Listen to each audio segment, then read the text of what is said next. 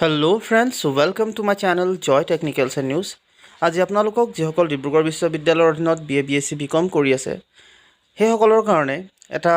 notice বা এটা জাননী সাধাৰণতে ডিব্ৰুগড় বিশ্ববিদ্যালয়ৰ ফালৰ পৰা আহিছে আৰু এই জাননীখন বিশেষকৈ সেইসকল ছাত্ৰ ছাত্ৰীৰ কাৰণে হয় যিসকলে পৰীক্ষাৰ ফৰ্ম ফিলআপৰ ওপৰত যেহেতু এই নটিফিকেশ্যনখন আহিছে বা এই যিখন জাননী আহিছে আৰু ইয়াত আপোনালোকৰ যিসকল নন CBCSৰ হয় তেওঁলোকৰ পৰীক্ষাৰ ফৰ্ম ফিলআপৰ আসলতে এই জাননীখন দিছে যেহেতু বহুতো ছাত্ৰ ছাত্ৰীয়ে সুধি থাকে যে B.A B.Sc বিকমৰ যিসকল নন CBCS তেওঁলোকৰ ফৰ্ম ফিলআপ বিলাক কেতিয়া হ'ব গতিকে ইয়াত যেহেতু জাননী আহিছে কালি মই এটা ভিডিঅ' অলৰেডি বনাইছিলোঁ তাত এটা কথা উল্লেখ কৰা হোৱা নাছিল যে কেতিয়া আসলতে কেতিয়াৰ পৰা হ'ব আৰু কেতিয়া আপোনালোকৰ লাষ্ট ডেট হেতু আপোনালোক কোৱা হোৱা নাছিল বা ফিজটো কিমান আছিল সেইখিনিৰ বিষয়ে অৱগত কৰিব পৰা নাছিলোঁ যেহেতু নটিফিকেশ্যনখনত উল্লেখ কৰা হোৱা নাছিল সো আজি আপোনালোকক সম্পূৰ্ণ সবিশেষ যেহেতু নতুনকৈ আহিছে নটিছখন সম্ভৱতঃ ইয়াত সকলোবিলাক তথ্য আপোনালোকক আগবঢ়াইছে সো ইয়াত আপোনালোকক যিসকল B.A B.Sc বিকমৰ হয় ইভেন্ট সেমিষ্টাৰৰ তেওঁলোকৰ বিষয়ে মই জনাই লৈছোঁ আৰু লগতে আপোনালোকৰ যিসকল কনভকেশ্যনত সাধাৰণতে কনভকেশ্যনৰ কাৰণে অৰিজিনেল চাৰ্টিফিকেট এপ্লাই কৰিছিল তেওঁলোকৰ কাৰণেও মই আপোনালোকক এটা সাধাৰণতে কথা ইয়াত কম অলপ পিছত আপোনালোকক ক'বলৈ আৰম্ভ কৰিম সো কেতিয়া আছে আসলে কনভকেশ্যন তাৰ বিষয়ে আপোনালোকে জানিব পাব সো ইয়াত আপোনালোকৰ ফৰ্ম ফিলআপৰ যিটো নটিফিকেশ্যন তাত আপোনালোকক কৈছে যে যিসকল B.A B.Sc BCom second fourth আৰু 6 সেমিষ্টাৰ নন CBCSৰ আছে যিসকল বেকলগ এক্সামিনেশ্যন দিব আসলতে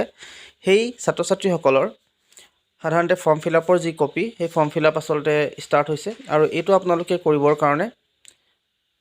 কলেজত গৈ আপোনালোকে ফৰ্মখন ল'ব লাগিব আৰু কলেজত গৈ যেতিয়া ফৰ্ম ফিলআপ ল'ব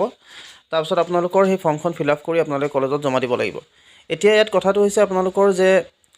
কেতিয়াৰ পৰা আপোনালোকে ফৰ্ম ফিলআপ কৰিব পাৰিব বা লাষ্ট ডেট আপোনালোকৰ কেতিয়া হ'ব সাবমিশন কৰাৰ সো আপোনালোকৰ যেটো লাষ্ট ডেট হ'ব 20/4/2023ত লাষ্ট ডেট হৈ যাব আপোনালোকৰ ফৰ্ম ফিলআপৰ হেতু আপোনালোকৰ উইদাউট লেট ফাইনত আপোনালোকে কৰি পাৰিব আৰু যিসকলে অকমান দেৰি হৈ যাব বা যিসকলৰ অকমান সুবিধাৰ কাৰণে হেতু দেৰি হ'ব বা কিবা কাৰণত দেৰি হ'ব তেওঁলোকে যদি মানে পিছত কৰে 20 তাৰিখৰ পিছত কৰে তেলে ফাইন লাগিব আপোনালোকৰ লেট ফাইন লাগিব 25 তাৰিখলৈকে সেইখিনিসকলে কৰিব পাৰিব সো আলটিমেটলি যেটো লাষ্ট ডেট ফিজ নিদিয়াসকলৰ কাৰণে বা লেট ফাইন নিদিয়াসকলৰ কাৰণে 20 তাৰিখ আৰু লেট ফাইন দি কৰিব বিচৰাসকলৰ কাৰণে 25 তাৰিখলৈকে থাকিব এতিয়া আপোনালোকৰ যেটো ইয়াৰ ফিজ সেই ফিজখিনি কিমান হ'ব পাৰে হেতু আপোনালোকক জনাও fees of the second fourth 6 semester backlog examination courses for major speciality compulsory elective courses এই গুটেইখিনিৰ কাৰণে এখন পেপাৰৰ কাৰণে 350 full fees of the examination concern general course res 6450 আৰু major specialty res 650 আপোনালোকৰ যিসকলৰ more than এখনতকৈ যদি বেছি বেক আছে তেতিয়া হলে সাধাৰণ জেনাৰেল যিখিনি পাস কোৰ্স হ'ব সেইসকলৰ 450 টকা হ'ব আৰু যিসকলৰ মেজৰ আছে তেওঁলোকৰ 650 টকা হ'ব লেট ফাইন আপোনালোকৰ 300 টকা মাৰ্কশিট ফিজ 150 প্ৰেক্টিকেল ফিজ 380 যাৰ প্ৰেক্টিকেল আছে আৰু 500 টকা হ'ব 6 সেমিষ্টাৰখিনিৰ কাৰণে সেকেন্ড ফোৰ্থ হ'ব 380 টকা এই দুটা সেমিষ্টাৰৰ কাৰণে ইউনিভাৰ্সিটি সেন্টাৰ ফিজ যেটো লাগিব এইখিনি 400 টকা আৰু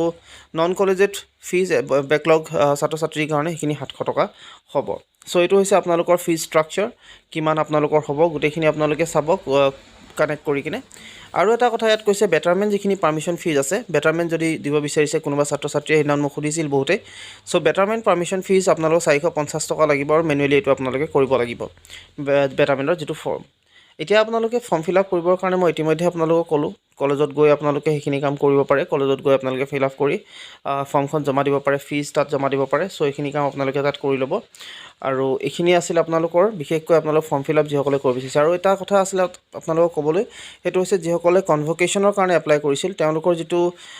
কনভকেশ্যনৰ যেটো ডেট অৰ্থাৎ অৰিজিনেল চাৰ্টিফিকেটৰ কাৰণে যিসকলে এপ্লাই কৰিছিল কনভকেশ্যনত সো তেওঁলোকৰ যেটো লাষ্ট ডেট বা আপোনালোকৰ যেটো কনভকেশ্যন হ'ব হেতু ডেট কেতিয়া আসলতে হেতুৰ বিষয়ে আপোনালোকক জনাইছো এটো আপোনালোকক কৈছে যে however it is expected that the said events would be scheduled either during last week of month of April 2023 or first week of month of May 2023 আপোনালোক কৈছে এপ্ৰিলৰ লাষ্টৰ ফালেও হয়তো হ'ব পাৰে বা মেৰ ষ্টাৰ্টিংতে আপোনালোকৰ এই যেটো কনভকেশ্যন হেতু হ'ব সো হেতু আপোনালোকক এটা সৰুমৰু তথ্য দিবলৈ চেষ্টা কৰিলো আশা কৰিলো আপোনালোকে ভিডিঅটো ভাল পালে যদি ভাল পালে তেনলে প্লিজ লাইক শেয়াৰ আৰু সাবস্ক্ৰাইব কৰিব আৰু কাষত থকা যেটো বেল আইকন হেতু প্ৰেছ কৰি ৰাখিব আজিলৈ ইমানেই ধন্যবাদ